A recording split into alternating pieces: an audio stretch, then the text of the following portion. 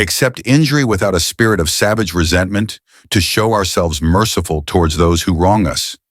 Being a source of good hope to them is characteristic of a benevolent and civilized way of life. Choose to die well when you can wait too long, and it might become impossible to do so if we were to measure what is good by how much pleasure it brings. Nothing would be better than self-control. If we were to measure what is to be avoided by its pain, nothing would be more painful than lack of self-control.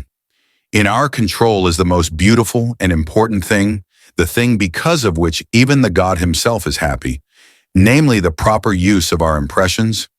We must concern ourselves absolutely with the things that are under our control and entrust the things not in our control to the universe.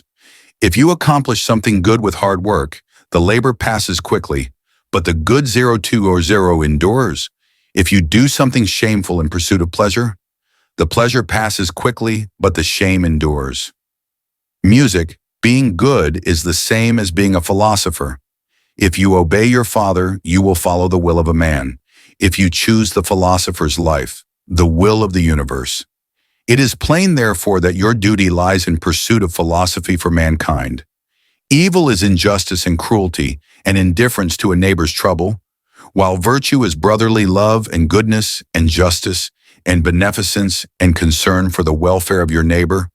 For what does the man who accepts insults do that is wrong?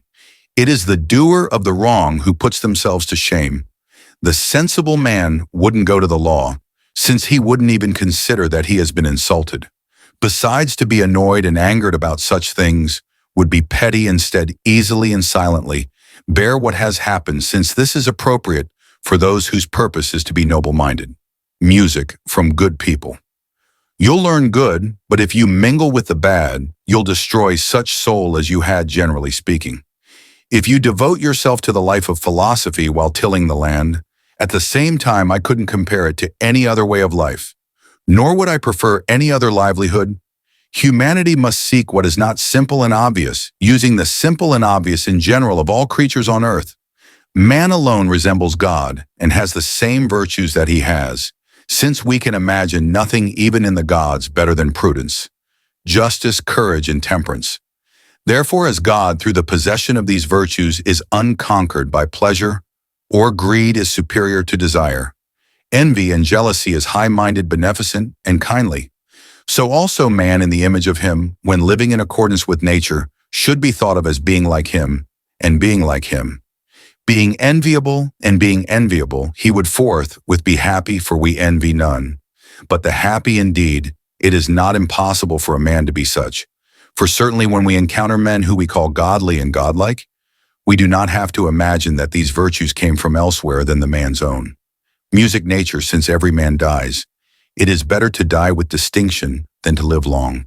Music, since it so happens that the human being is not soul alone, nor body alone, but a kind of synthesis of the two.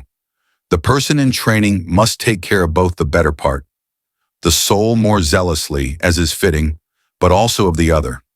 If he shall not be found lacking in any part that constitutes man, thus it appears that exile helps rather than hinders body and spirit, by treating them better than they treat themselves, to help us to cheerfully endure those hardships which we may expect to suffer because of virtue and goodness.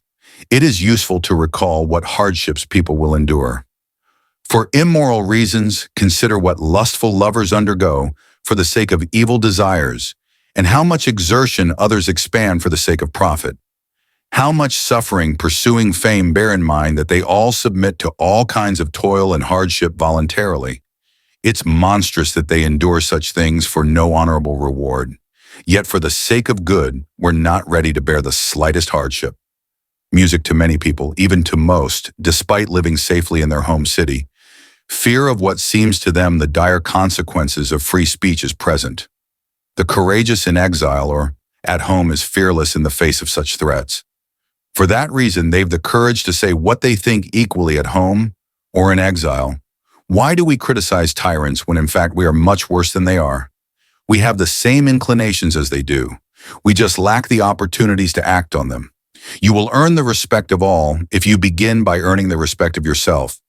Don't expect to encourage good deeds in people, conscious of your own misdeeds. Luxurious food and drinks in no way protect you from harm wealth.